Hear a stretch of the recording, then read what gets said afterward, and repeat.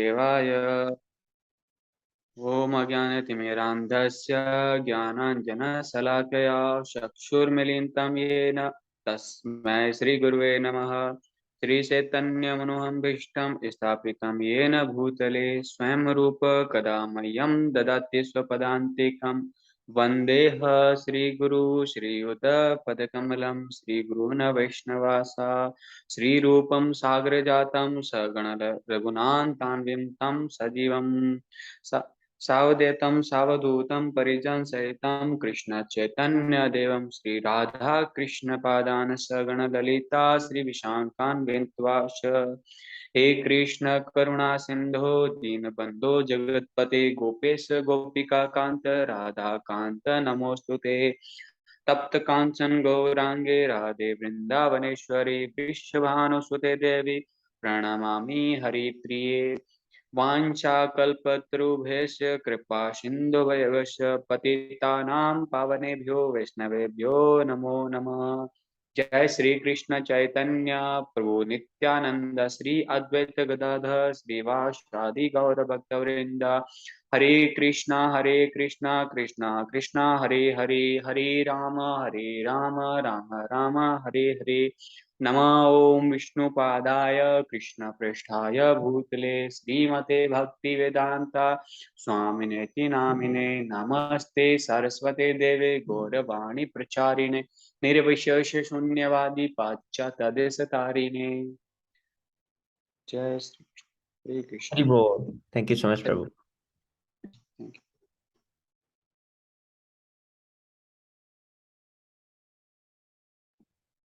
Okay, so today we continue from chapter 3, 5 queens married by Krishna. Hare Krishna Prabhu, something like that story of someone's last chapter. What, Prabhu? Last day you told some we will read a story of some. Yesterday we read this one. This Chhatrajita. Yes, Chhatrajita. and also we read Shyamantaka jewel. Oh yeah, Samantha. Story of Samantha Jewelers. Yes. Sorry. 1 second. Yes, here. Here is the Shyamantaka jewel. Yes, bro. It's very nice. Wow.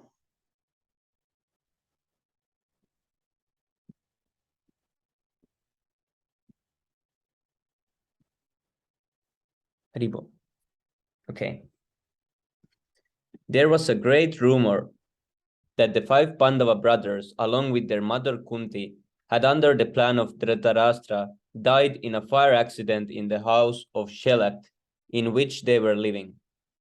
But then the 5 brothers were detected at the marriage ceremony of Draupadi, so again another rumor spread that the Pandavas and their mother were not dead.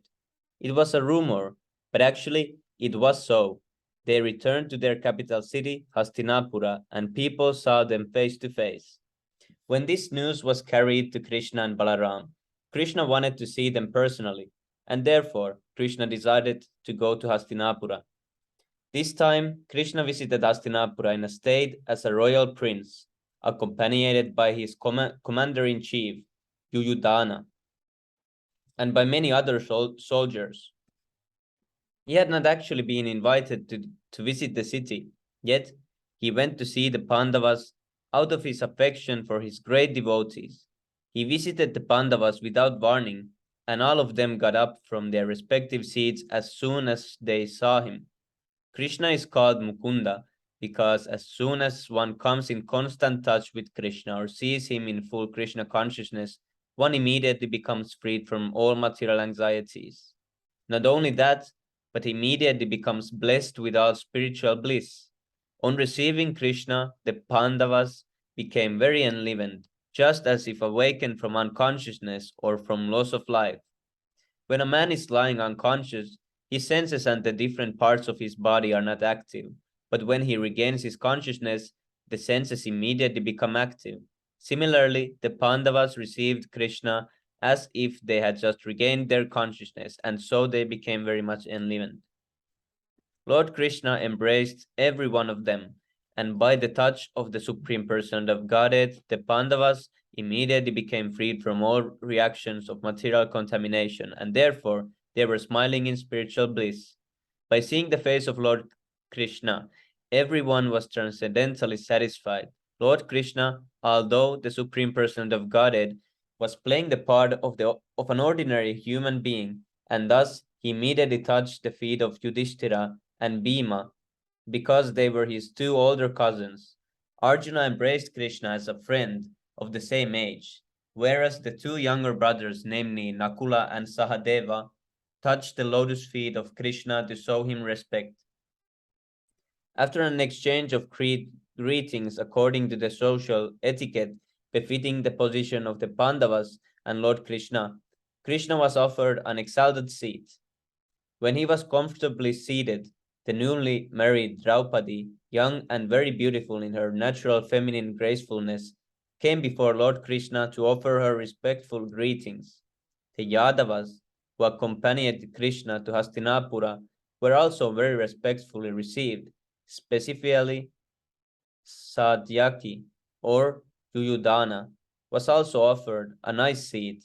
In this way, when everyone else was properly seated, the five brothers took their seats nearby Lord Krishna.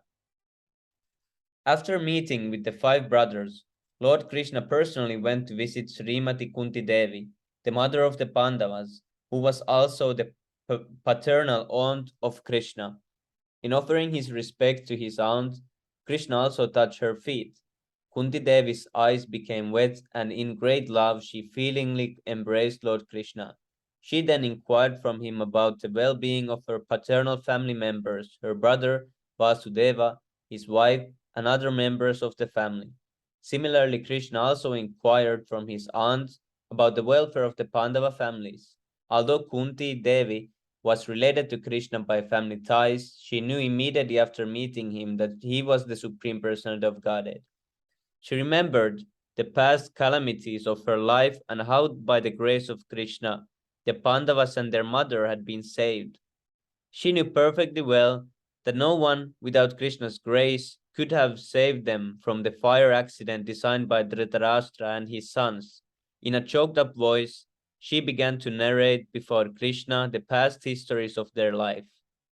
Srimati Kunti Devi said, "My dear Krishna, I remember the day when you sent my brother Akrura to gather information about us.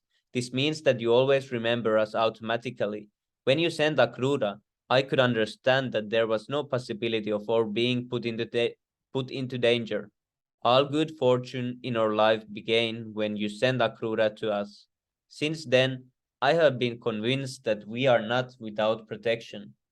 We may be put into various types of dangerous conditions by our family members, the Kurus, but I am confident that you remember us and that you always keep us safe and sound. Devotees who simply think of you are always immune from all kinds of material dangers, and what to speak of ourselves who are personally remembered by you. So, my dear Krishna, there is no question of bad luck. We are always in an auspicious position because of your grace. But because you have bestowed a special favor on us, people should not mistakenly think that you are partial to some and inattentive to others. You make no such distinction. Hare Krishna. Anyone can continue. Yes, Prabhu. Hare Krishna. Hare Bol. Uh, no one is your favorable and no one is your enemy. As the Supreme Personality of Godhead, you are the equal to everyone, and everyone can take advantage of your special protection. The fact is that although you are equal to everyone, you are equally inclined to the devotees who always thinks of you. The devotee are related to you by ties of love. As such, they cannot forget you even for a moment. All you are present in everyone's heart. But because the devotee always remember you, you can also respond accordingly. Although the mother has affection for all children, she takes special care of the one who is fully dependent. I know certainly my dear Krishna, that being seated in everyone's heart, you always create auspicious situation for your unalloyed devotees. Then King Yudhishthira also praised Krishna as the supreme personality and a universal friend of everyone. But because Krishna was taking special care of the Pandavas. King Yudhishthira said, my dear Krishna, we do not know what sort of the pious activity we have executed in our past life that have made you so kind and grateful to us. We know very well that the great mystic who are always engaged in the meditation to capture you do not find it easy to obtain such grace, nor one can they draw any personal attention from you. I cannot understand why you are so kind upon us. We are not yogis, but on the contrary, we are attached to the material contaminations.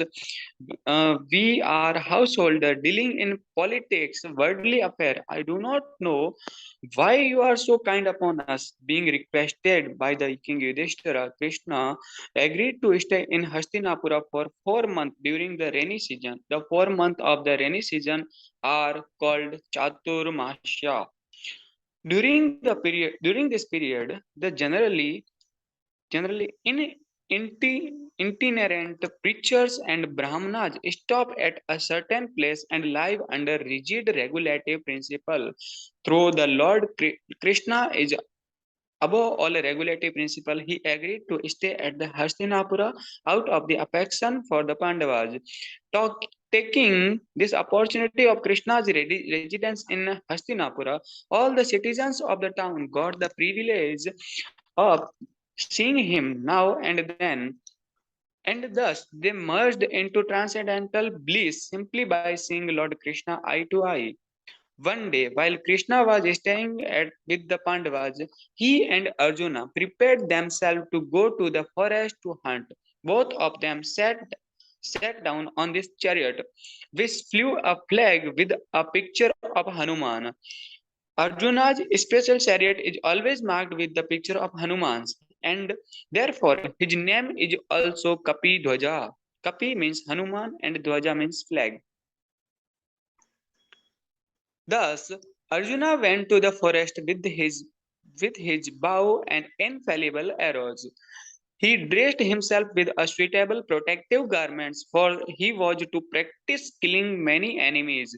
He especially entered the part of the forest where there were many tigers, deers, and various other animals. Krishna did not go with the Arjuna to practice animal killing because he doesn't have to practice anything. He is self-sufficient. He is self-sufficient. He accompanied Arjuna to see how he was practicing because in the future he would have to kill many enemies. After entering the forest, Arjuna killed many tigers, boars, pigeons, gavayas, a kind of wild animal, rhinoceros, deers, hares, porcupines, and similar other animals, which he pierced with his arrow. Some of the dead animals which were fit to be offered in the sacrifices were carried by the servants and sent to the King Yudhishthira. Other ferocious animals such as tiger and rhinoceros were killed only to stop disturbance in the forest. Stop disturbance in the forest. Okay. Since there are many sages and saintly persons who are residents of the forest, it is the duty of Kshatriya king, to keep even a forest in a peaceful condition for living.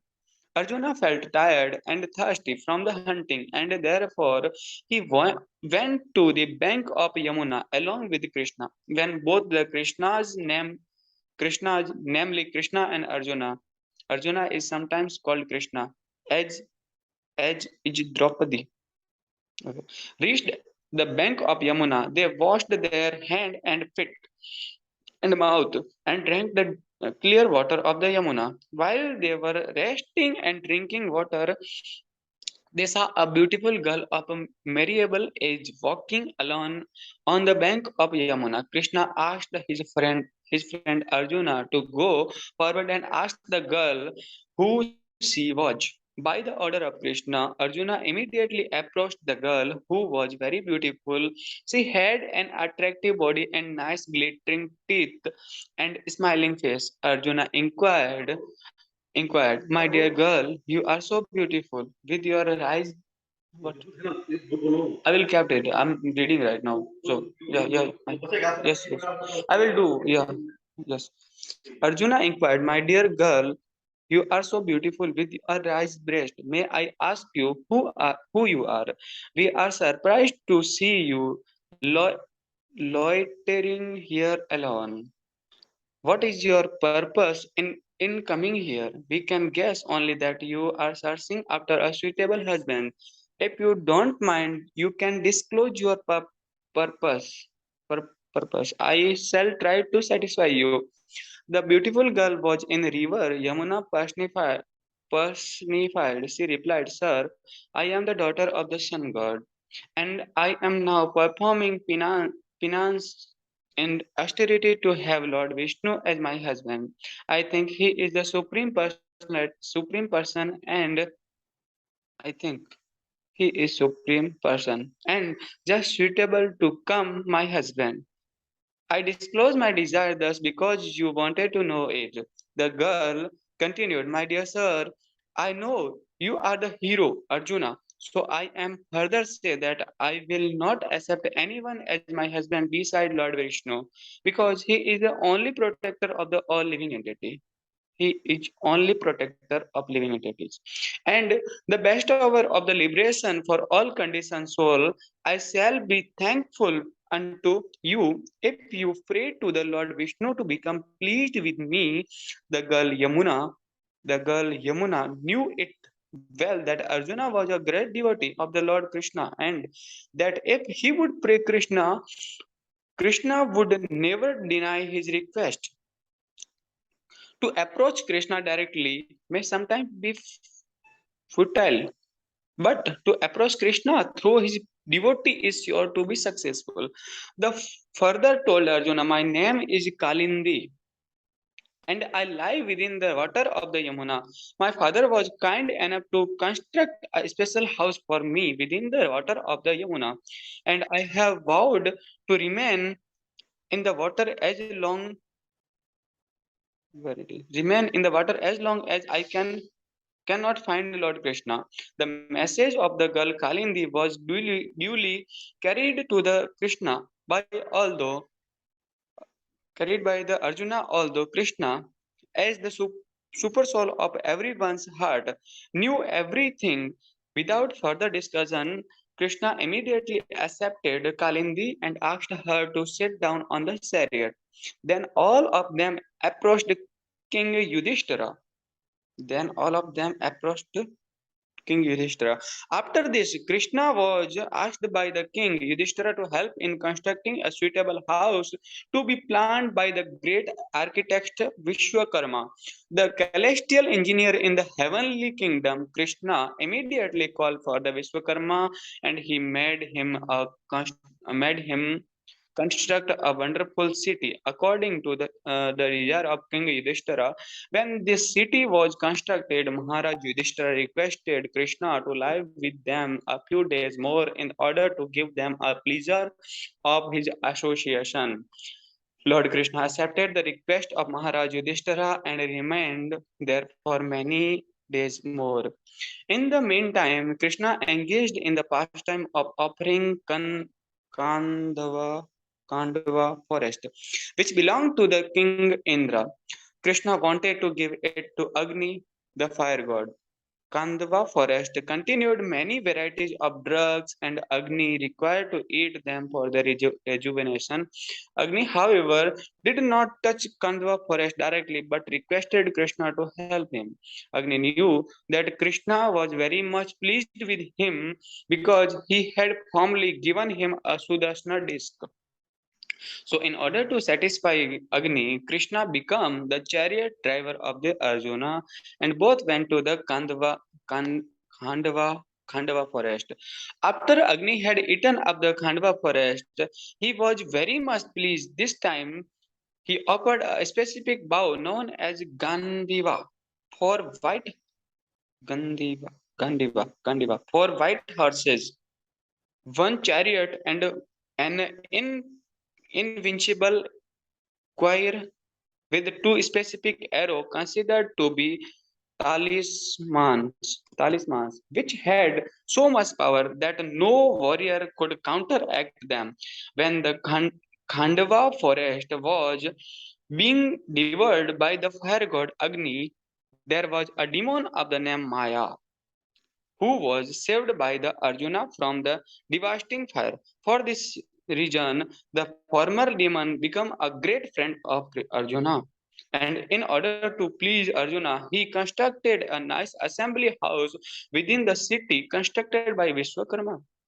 This assembly house had some corners so puzzling that when Duryodhana come to visit this house, he was misdirected, accepting water as land and what land as water. Duryodhana thus became insulted by the opulence of the Pandavas and he became their determined enemy.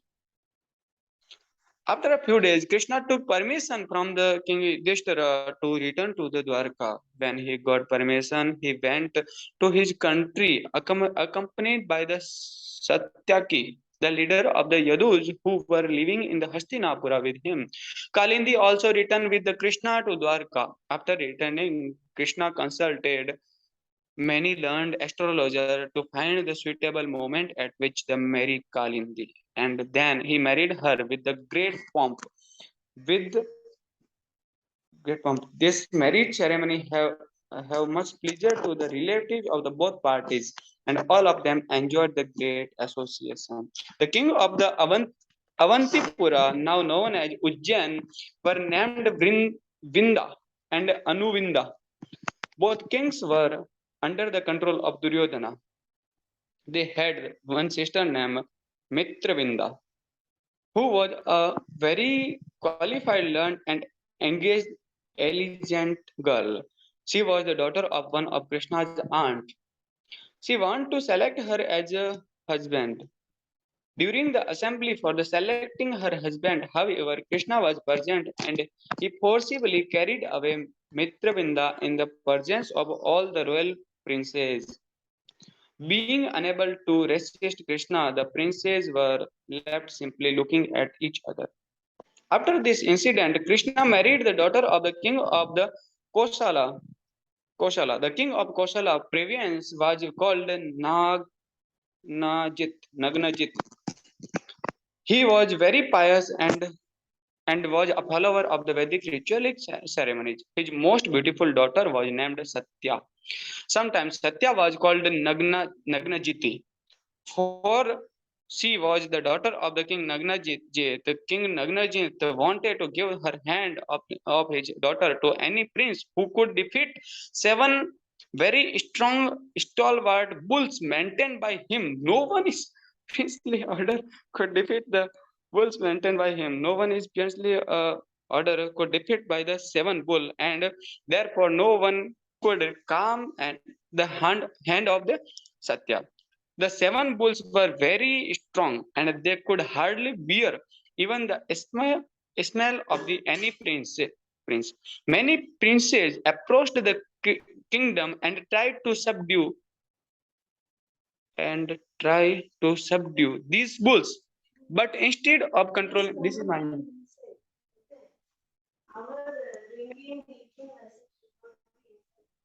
repeated repeated. This news was spread all over the country, and when Krishna heard that the girl Satya could be achieved only by defeating the seven bulls, he prepared himself to go to the kingdom of the Kosala. With many soldiers, he approached that part of the country known as Ayodhya, making a regular state visit. Hare Krishna, Prabhu. Can you please continue? Hare Krishna, Prabhu. Can you please continue? Hare Krishna Prabhu. Yes, Prabhu, thank you. So anyone can continue. Haribol.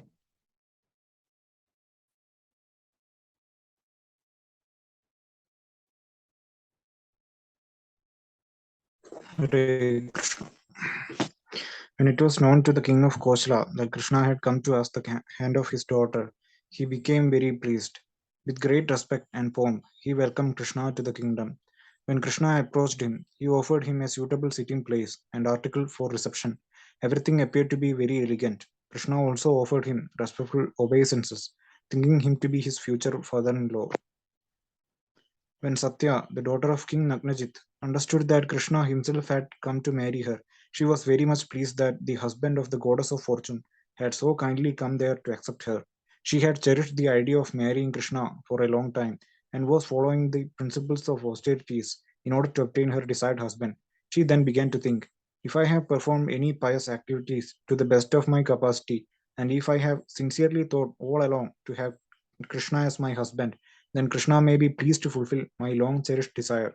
She began to offer prayers to Krishna mentally, thinking, I do not know how the Supreme Personality of Godhead can be pleased upon me. He is the Master and Lord of everyone, even the Goddess of Fortune, whose place is next to the Supreme Personality of Godhead, and Lord Shiva, Lord Brahma, and many other demigods of different planets always offer their respectful obeisance unto the Lord. The Lord also sometimes descends uh, the Lord also sometimes descend on this earth in different incarnations in order to fulfill the desires of his devotees. He is so exalted and great that I do not know how to satisfy him. She thought that the Supreme Personality of Godhead could be pleased only out of his own causeless mercy upon the devotee. Otherwise, there was no other means to please him. Lord Chaitanya, in the same way, prayed in his Shikshashtaka verses, My Lord, I am your eternal servant. Somehow or other, I have fallen into this material existence. If you kindly pick me up and fix me as an atom of dust at your lotus feet, it will be a great favor to your eternal servant. The Lord can be pleased only by humble attitude in the service spirit. The more we render service unto the Lord under the direction of spiritual master, the more we make advancement on the path of approaching the Lord. We cannot demand any grace or mercy from the Lord because of our service rendered to him. He may accept or not accept our service, but the only means to satisfy the Lord is through the service attitude and nothing else. King Nagnajit was already a pious king, and having Krishna in his palace, he began to worship him to the best of his knowledge and capacity. He presented himself before the Lord thus, My dear Lord, you are the proprietor of the whole cosmic manifestation, and you are Narayana, the rest of all living creatures. You are self sufficient and pleased with your personal opulences. So, how can I offer you anything? And how could I please you by such offering? It is not possible, because I am an insignificant living being. Actually, I have no capacity to render any service unto you. Krishna is the super soul of all living creatures, so he could understand the mind of Satya, the daughter of King Nagnajit. He was also very much pleased with the respectful worship of the king in offering him a sitting place, eatable, residence, etc. He was appreciative, therefore, that both the girl and the father of the girl were anxious to have him as their intimate relative. He began to smile and in a great voice said, My dear King Nagnajit, you know very well that anyone in the princely order who is regular in his position will never ask anything from anyone, however exalted he may be. Such requests by Kshatriya king from another person have been deliberately forbidden by the learned Vedic followers. If a Kshatriya breaks this regulation, his action is condemned by learned scholars. But in spite of this rigid regulative principle, I am asking you for the hand of your beautiful daughter just to establish our relationship in return for a great reception of me. You may also be pleased to be informed that in our family tradition, there is no scope for our offering anything in exchange for accepting your daughter. We cannot pay any price which you may impose for delivering her. In other words, Krishna wanted the hand of Satya from the king without fulfilling the condition of defeating the seven bulls. After hearing the statement of Lord Krishna, King Nagnajit said, My dear Lord, you are the reservoir of all pleasure, all opulences, and all qualities. The goddess of fortune, Lakshmi ji, always lives in your on your chest. Under these circumstances, who can be a better husband for my daughter? Both myself and my daughter have always prayed for this opportunity. You are the chief of the Yadu dynasty. You may kindly know that from the very beginning, I have made a vow to marry my daughter to a suitable candidate, one who can come out victorious in the test I have devised. I have imposed this test just to understand the progress and position of my intended son in law. You are Lord Krishna, and you are the chief of all heroes. I am sure you shall be able to bring these seven bulls under control without any difficulty. Until now, they have never been subdued by any prince. Anyone who has attempted to bring them under control has simply had his limbs broken. King Nagnajit continued his request. Krishna, if you will kindly bridle the 7 bulls and bring them under control, then undoubtedly you will be selected as the desired husband of my daughter, Satya. After hearing this statement, Krishna could understand that the king did not want to break his vow. Thus, in order to fulfill his desire, he tightened his belt and prepared to fight with the bulls. He immediately divided himself into 7 Krishnas, and each one of them immediately caught hold of a bull and bridled its nose, thus bringing it under control as if it were a plaything. Krishna's dividing himself into 7 is very significant. It was known to Satya, the daughter of King Nagnajit, that Krishna had already married many other wives, and still was attached to Krishna. In order to encourage her, he immediately expanded himself into 7. The purport is that Krishna is one, but he has unlimited forms of expansions. He married many hundreds of thousands of wives, but this does not mean that while he was with one wife, the others were bereft of his association. Krishna could associate with each and every wife by his expansions. When Krishna brought the bulls under his control by drilling their noses, their strength and pride were immediately smashed. The name and fame which the bulls had attained was then thus vanquished. When the bulls had been bridled by Krishna, he pulled them strongly, just as a child pulls a toy wooden bull. Upon seeing this advantage of Krishna, King Nagnajit became very much astonished and immediately, with great pressure, brought his daughter Satya before Krishna and handed her over to him. Krishna also immediately accepted Satya as his wife. Then there was a marriage ceremony with great pomp. The queens of King Nagnajit also were pleased because their very much pleased because their daughter Satya got Krishna as her husband. Since the king and queen were very pleased on this auspicious occasion, there was a celebration all over the city in honor of the marriage. Everywhere was heard the sounds of the conch shell and kettle drum and various other vibrations of music and song. The learned Brahmanas began to shower their blessings upon the newly married couple. In jubilation, all the inhabitants of the city dressed themselves with colorful garments and ornaments. King Nagnajit was so pleased that he began to give a dowry to the daughter and son in law as follows. First of all, he gave them 10,000 cows and 3,000 well dressed young maid servants ornamented up to their necks. This system of dowry is still current in India, especially for the Kshatriya princes. Also, when a Kshatriya prince is married, at least a dozen maid servants of similar age are given along with the bride. After giving the cows and maid servants, the king also enriched the dowry by giving 9,000 elephants and 100 times more chariot than elephants. This means that he gave 9 lakh chariots and he gave 100 times more house than chariots, or 90 something houses, and 100 times more slaves than horses. Such slaves and maidservants were maintained by the royal princes with all provisions, as if they were their own children or family members. After giving this dowry as described, the king of the Kosala province bade his daughter and great son in law be seated on a chariot. He allowed them to go to their home, guarded by a division of well equipped soldiers. When they were traveling fast to their new home, his heart became enlivened with affection for them. Before this marriage of Satya and Krishna, there had been many competitive engagements with the bulls of King Nagnajit, and many other princes of the Yadu dynasty and of other dynasties as well had tried to win the hand of Satya. When the frustrated princes of other dynasties heard that Krishna was successful in getting the hand of Satya by subduing the bulls, naturally they became envious. While Krishna was traveling to Dwaraka, all the frustrated and defeated princes encircled him and began to shower their arrows on the bridal party. When they attacked Krishna's party and threw arrows like incessant torrents of rain, Arjuna, the best friend of Krishna, took charge of the challenge, and he alone drove them off very easily to please his great friend Krishna on the occasion of his marriage. He immediately took up his bow of the name Ghandiva and chased away all the princes, exactly as a lion drives away all other small animals simply by chasing them. Arjuna drove away all the princes without killing even one of them. After this, the chief of the Yadu dynasty, Lord Krishna, along with his newly married wife and a huge dowry, entered the city of Dwaraka with great pomp. Krishna then lived there with his wife very peacefully. Krishna had another aunt, his father's sister, whose name was Shrudakirti, and who was married and lived in the Kekeya province. She had a daughter whose name was Bhadra. Bhadra also wanted to marry Krishna, and her brother handed her over to him unconditionally. Krishna also accepted her as his bona fide wife. Thereafter, Krishna married a daughter of the king of the Madras province, and her name was Lakshmana. Lakshmana had all good qualities. She was also forcibly married by Krishna, who took her in the same way that Garuda snatched the jar of nectar from the hands of the demons. Krishna kidnapped this girl in the presence of many other princes in the assembly of her Swamvara. Swamvara is a ceremony in which the bride can select her own husband from an assembly of many princes. The description of Krishna's marriage with the five girls mentioned in this chapter is not sufficient. He had many other thousands of wives besides them. The other thousands of wives were accepted by Krishna after killing one demon named Bhaumasura.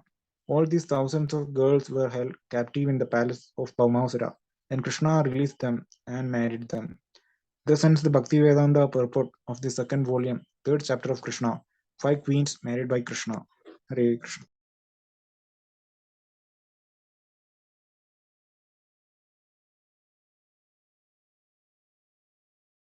Hare Krishna. Thank you so much, Prabhu.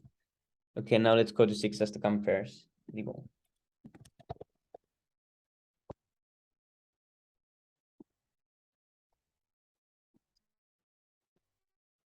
चेतोदर्पणमार्जनं भवमहादावाग्निर्वापनं श्रेयः कैरवचन्द्रिका वितरणं विद्यावादुजीवनम् आनन्दं बुद्धिवर्धनं प्रतिपदं पूर्णामृतस्वादनं सर्वात्मा स्नपनं परं विजयते श्रीकृष्णसङ्कीर्तनम्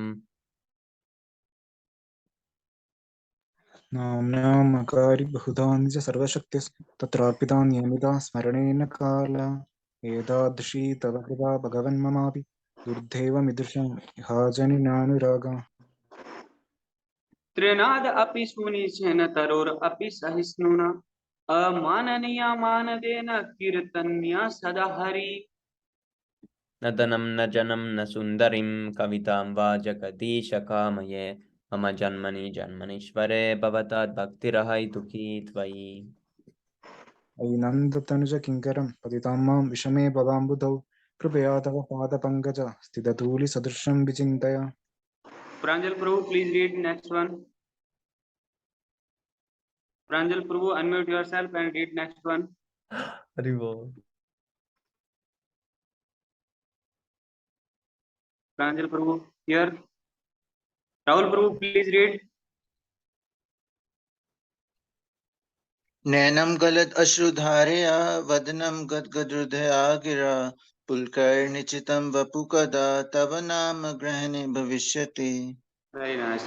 युगायितं निमिषेण चक्षुषा प्रवास्यतं शून्यं जगत् सर्वं गोविन्दं विरहन् मे आश्लिष्य वा पादरतं पिनष्टु माम् अदर्शनं मर्महतं करोतु वा यथा तथा वा विधातु लम्पतो मत्प्राणनाथस्तु स एव नापरः. Glory to the Sri Krishna Sankirtana, which cleanses the heart of all the dust accumulated for years and extinguishes the fire of conditional life, of repeated birth and death. This Sankirtana movement is the prime benediction for humanity at last, because it spreads the rays of benediction moon. It is the life of all transcendental knowledge. It increases the ocean of transcendental bliss, and it enables us to fully taste the nectar for which we are always anxious.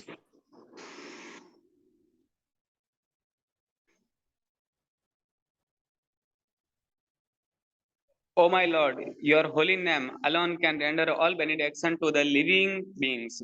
And thus you have hundreds and millions of the names like Krishna and Govinda. In this transcendental name, you have invested all your transcendental energies. There are not even hard and fast rules for chanting these names. O my Lord, out of kindness, you enable us to easily approach you by your holy names. But I am so unfortunate that I have no attraction for them. One should chant the holy name of the Lord in a humble state of mind, thinking oneself lower than the straw in the street. One should be more tolerant than a tree, devoid of all sense of false prestige, and should be ready to offer all respects to others. In such a state of mind, one can chant the holy name of the Lord constantly. O Almighty Lord, I have no desire to accumulate wealth, nor do I desire beautiful women, nor do I want any number of followers. I only want your costless devotional service, birth after birth. Rahul Prabhu, next your turn. O son of Maharaj Nanda, I am your eternal servitor. Yet somehow or other I have fallen into ocean of birth and death. Please take me up from this ocean of death and place me as one of your atoms in Revolve. Who is next? Hero Prabhu? Hero Tasto. Can you read? Yeah, can you zoom a little? Yes. Just 1 second. It goes wide like this, but I'll scroll it as you read. Oh my Lord, when will my eyes be decorated with tears of love flowing constantly when I chant your holy name? When will my voice choke up, and when will the hairs of my body stand on end at the recitation of your name? Yes, name. Revolve. Yes. Where it is? No. Hmm. Which one was? 7th, na? At the recitation of your name. Recitation of your name. Yes. 7th. Oh Govinda, O feeling your Govinda, feeling your separation. yes, Prabhu, continue, please. O Govinda, feeling your separation, I am considering a moment to be like 12 years or more. Tears are flowing from my eyes like torrents of rain, and I am feeling all vacant in the world in your absence. I know no one but Krishna as my Lord, and he shall remain. So even if he handles me roughly by his embrace or making me the broken hearted, by not being presented before me, he is completely free to do anything and everything, for he is always my worshipful Lord unconditionally. Revolve. Sri Siksastakam ki jai. Harinam Jai. Sankirtan ki jai. Panchatattva ki jai. Nityananda Prabhu ki jai. Sri Krishna Chaitanya Mahaprabhu ki jai. Jagat Guru Bhaktivedanta Swami Shila Prabhupada ki jai.